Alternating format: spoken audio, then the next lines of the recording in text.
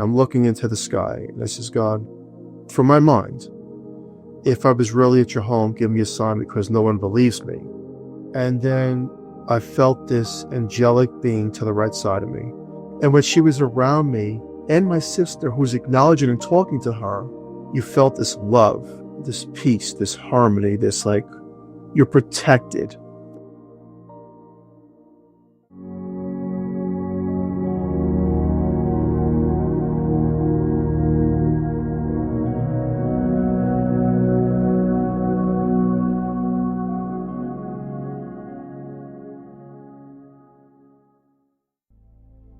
My name is Philip Siracusa. I had a near-death experience at 1981 at the age of 14 years old. It was a routine visit. My mom had taken me to the dentist, and the dentist was pulling on my teeth. I guess he must have found a cavity at the time. So in the room was my mom, the assistant, and the dentist. And he gave me nitrous oxide. And I was still feeling the pain. So he asked the assistant to turn up the nitrous oxide. So they turned it up, and I felt myself lifting out of my body. Now I'm at the ceiling looking down at my body, and I think like it's some type of a dream. And I'm like, hello, can you see me? And I'm looking at my mom and the dentist, the assistant, and all the equipment. But I'm in a spirit body. And then I go right through the ceiling, into the sky, and into this portal. I'm being pulled really fast through some type of a tunnel. It's very, very dark, huge, long, and you go, there is no amount of speed. You just go so fast through it. You can feel the vibrations through your consciousness. And at a certain point in this tunnel, I started to hear melodies. So I'm feeling the velocity of being pulled through, and I'm hearing melodies, and I see a pinhole of light, and I'm drawn to it. It's kind of like a gravitational pull. It's like a magnet force. It pulls you right through. The pinhole of light opens up to a magnificent, tremendous, crystal blue sky. That is euphoric. Now, the sky there, where I was through this portal, was something you can not only see through 360 lens, because there's no physical eyes. It's like a surrounding. You could see everything around you, but you felt the vibration of it and the existence of it. Then I see into the right side of me were these tremendous golden gates, and I'm being pulled through them. And I'm going through these gates into a garden. The garden, there's no real words here in the physical world that could describe the beauty of it, but every blade of grass, every tree, every leaf, every flower, rose petal, everything was just so filled with energy and love that you felt this vibrational peace within your soul that I'm home. I'm home. So the person that in that chair no longer existed. I was back home. That's a big statement to make, because we don't know that here in the physical world to actually go to the other side. And we have 5 senses here. Over there, we have unlimited amounts of senses. That it's a collective consciousness that we just pull everything in. And then after the garden, I'm going into this field, the fields of heaven. The fields are infinite. They keep going. They're beyond perfect rolling blades of grass. And I'm just taking in all this energy and scenery through a third eye, a bird's eye view around me, a 360 view of everything. It's kind of a place when you go to, you don't want to leave. At one point, there was something interesting to the far right, which I really haven't talked about much, were these 3 rings up in the sky, into this sky on the other side. Now, I didn't see anyone coming or going through these portals, but you can kind of know, like, something's going through them. This young angelic being around my age was coming through the fields closer to me. So she could have came, the more I think about this, she could have came through that portal. And she was pulling me through some type of a levitational force through the field. And she took me to this scenery of, it looked like a park with a park bench. And she was going away, but I didn't want her to leave because I actually felt like I knew her and I felt connected to her. As I'm going to the park bench, I see two elderly people. The back of them, they stand up and they turn around, and it's my grandparents. Now, my grandmother died earlier that year, 1981. She died in January, so this was a few months later, and she was in the same blue dress, but she looked magnificent.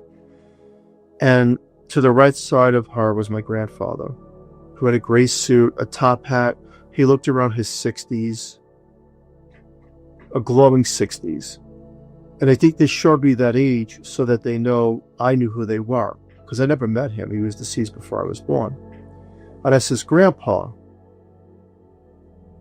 And he goes, hello, Sonny. And then he looks at my grandmother. He goes, what's Philip doing here? And I'm puzzled, and now I'm actually curious. And she looks at him and looks at me and points her finger and says, go back. You're not supposed to be here. And you don't have a say. When they tell you you're going back, you're going back. So I guess it wasn't my time to die. And I'm being pulled backwards the same exact way.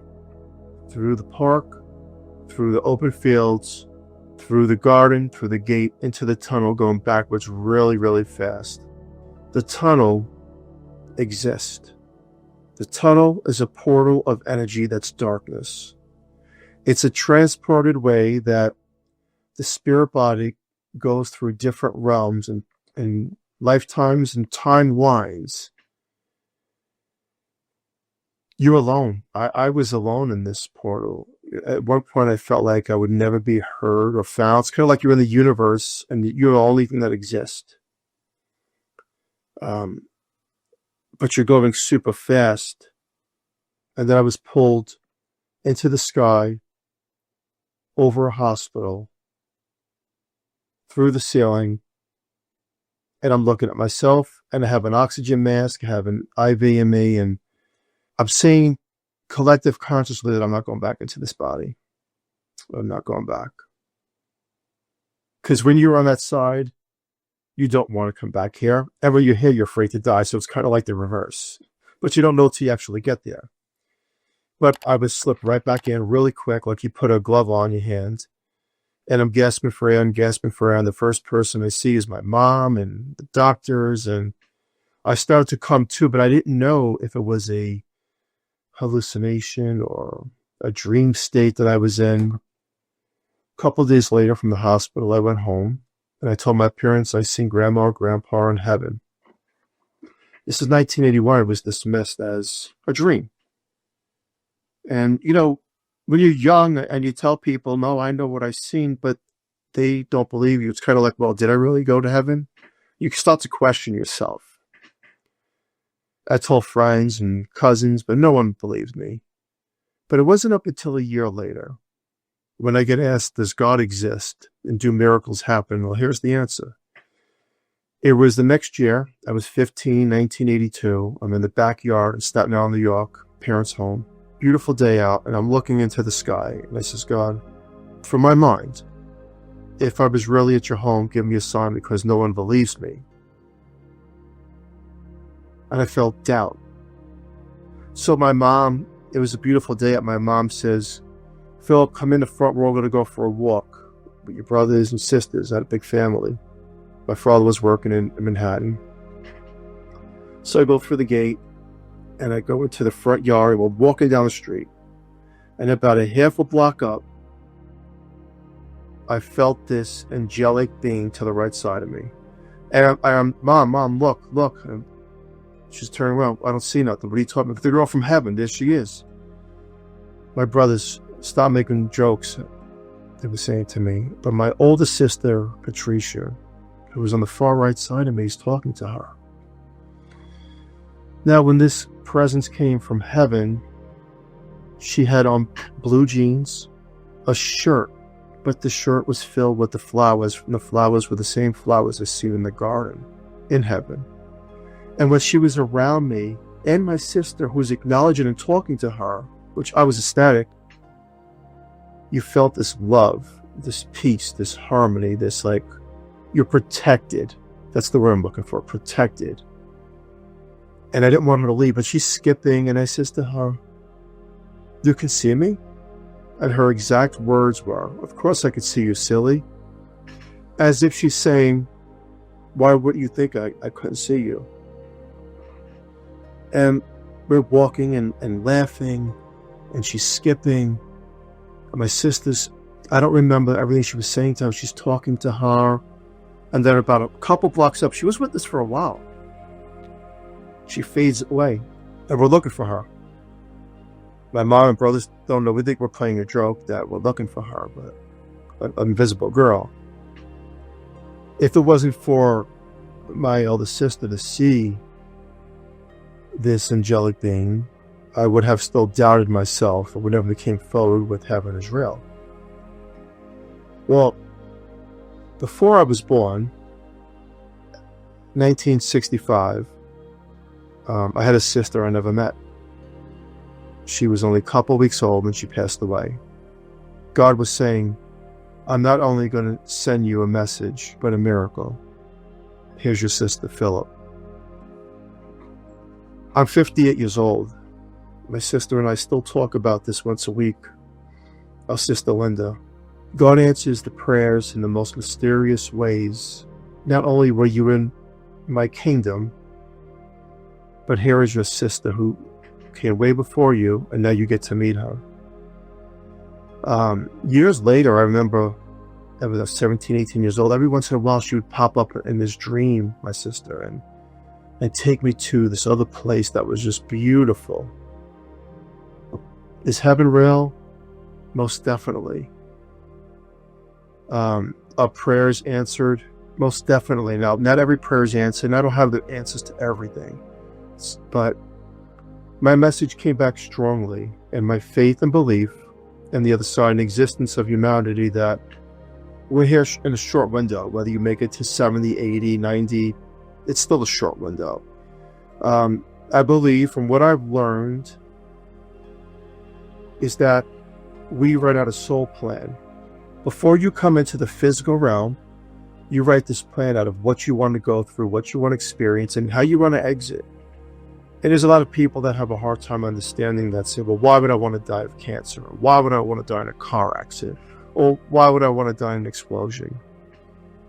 Remember that this physical realm that feels so real is, to me, the dream state. And when you cross over, because you're unlimited senses, that's the reality of you. That's the realism of the existence. Because if you could look at things and feel the vibration of it, you can't do that here.